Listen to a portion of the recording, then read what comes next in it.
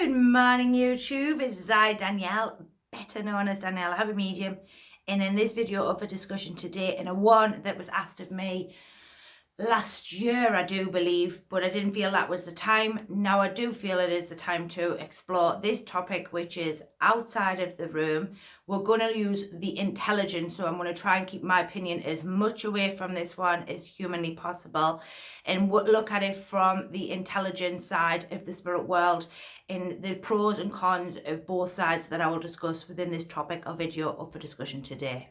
So like I say, thanks very much to the particular individual who stepped forward last year and asked me to do this video. And as I say, it wasn't really the time for it, but nowadays, when I talk about outside the room, I want to talk a little bit to you about placements of communications that are placed outside of the room, i.e. the communicator or the loved one is not there within the room. And where does this sit within the evidential mediumship link? Is it possible? Where does it sit within the intelligence? And how it can be achieved with and without. So for me personally, I've done both sides of this one. So I've done intelligence of using communicators that come forward from the spirit world and then give intelligence to the people in the room. Now there's a catch to this, and I want to get that straight out onto the bat here. So when we're working with the intelligence, the first intelligence is that the evidence has to be taken in the room. Now this may be because of the sitter who's already there, or it could be that the sitter knows this person, okay, knows that person. It's important that, sorry about that, it's important that this here is used when we're using the intelligence, if we're going to do this one, because ultimately it's important, because otherwise it goes against the intelligence, it goes against what we would use when we're doing communications. Now, when I talk about this one, yes, when we're doing demonstrations of mediumships or even sit and work, the sitter's normally going to be able to take what you're saying. Now, there could also be an add-on of the fact that this particular person knows this person and their communicators will also come through.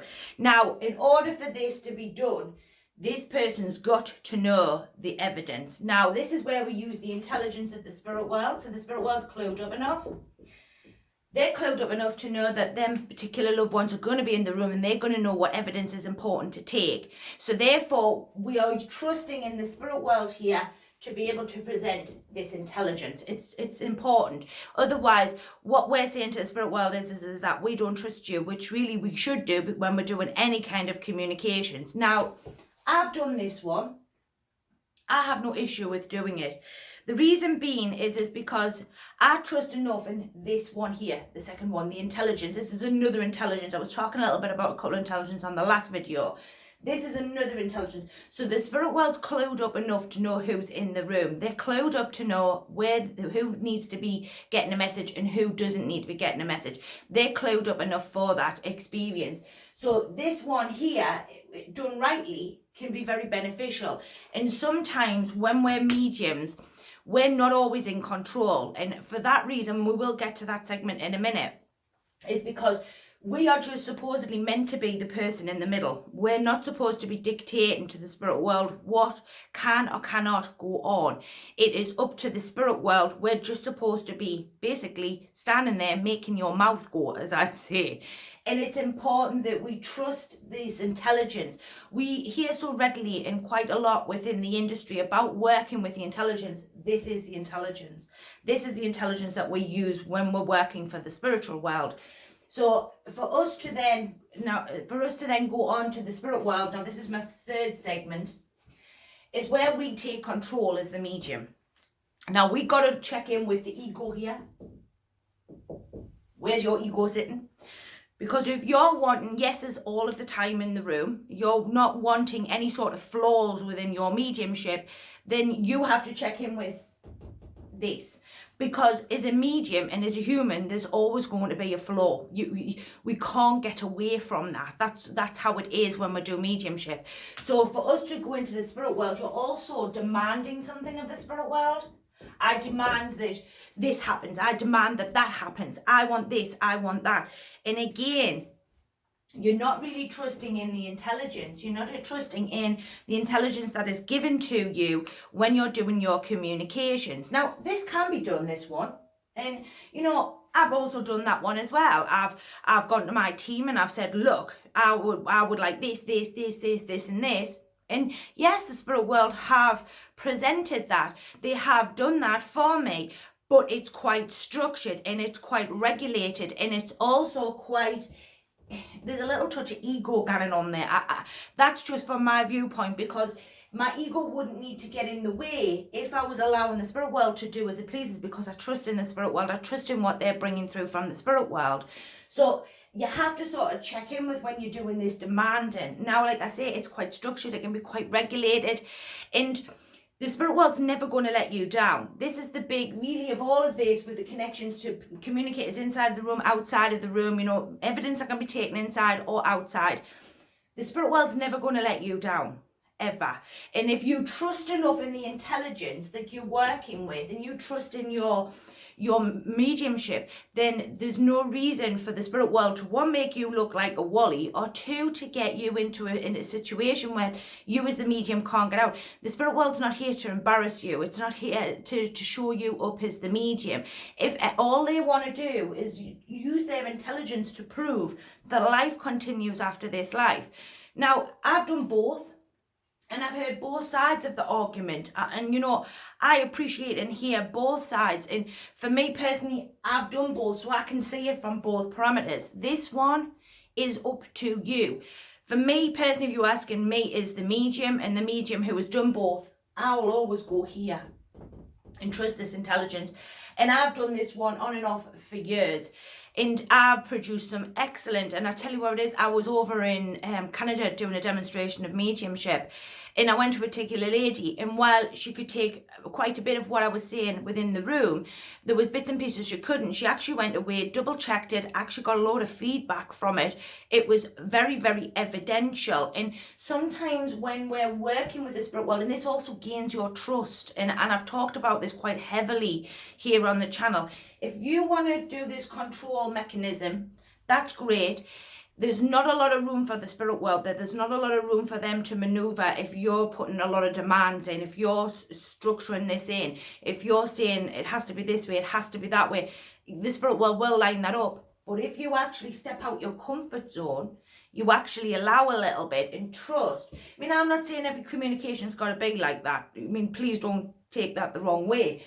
But there should be a couple where you allow the spirit world to be a little freestyling, allow the spirit world to be a little sort of, you know, look, we can prove to you that actually what we're telling you is true, right, and accurate, if you just allow us a little bit of room for maneuver. And for me personally, I quite like this from time to time. It sort of shows that, you know, what I'm getting in my mind is actually true, right, and accurate. You know, it is, you know, right as the spirit world has given to me, and I'm trusting and just giving it as it comes to me. So for me, this one is really good for those who are looking to prove intelligence inside and outside of the room. They're never going to show you up. They're never going to make it look like you don't know what you're talking about. You know, I know there's lots of different things about, you know, bags full of evidence to go away with and things like that. And I agree, there shouldn't be loads and loads, as I've just said. But, you know, bits and pieces. And I did a couple of demonstrations, I think I've talked about here on the channel before, at my home church in Seaham. And I actually got my congregation who took me, obviously I checked with the president first, of course. But, you know, I asked my sisters to go outside and to ring home and to speak to people. And, you know, all of them come back and went, yes, Danielle, it's true, right, and accurate. And it's a little bit of a boost of your mediumship to trust and believe that this intelligence is going to work for you every time. This one here, I do think there's a touch of ego in, because you're fearful that you're going to get it wrong, or you're fearful that, you know, you're not going to sort of, you know, get it right. And there's always going to be a flaw, no matter how much you want to be that perfectionist or that medium who wants everything right in the room.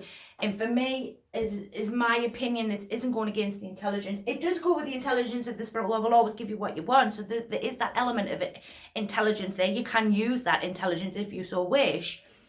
It's up to you, this one. It really is. There's pros and cons for both. It depends on how much you want to take a risk, depending on how much you don't want to take a risk. That's the best way that I can put it. But do know that the intelligence will always be there, and this intelligence is used and can be used readily all of the time. Make sure not all of your communications are this way, but 1 or 2 from time to time, or 1 or 2 on a night, or, you know, a couple of bits of evidence, you know, for people to go away and check. It isn't bad, and actually it's really good for your mediumship. It shows that you trust in the spirit world. Also, if you're demanding an awful lot from the spirit world, you're actually telling the spirit world you don't trust them. You know, you're saying, oh, well, I have to have this element in order for me to be able to deliver my communications, instead of actually saying to the spirit world, look, I believe in you, I trust in you, I know that what you're giving me is going to be right. I allow you more freedom of my mind, which is very important when you're doing mediumship, because the freer the mind, the more trust you allow, and the more allowing you do, the more room for scope you've got to grow, develop, and move your mediumship forward. I hope this helps the individual who got in touch with me last year. I hope it sort of breaks it down using the intelligence. It's important that we use this intelligence in this particular situation. And I welcome your comments, your likes, your shares, your subscribes, and hopefully I'll be interested to hear what you've got to say with this connection to this video. And I'll see you all at the weekend. Have a great day. Stay safe. Lots and lots of love from me and the spirit world. Bye for now.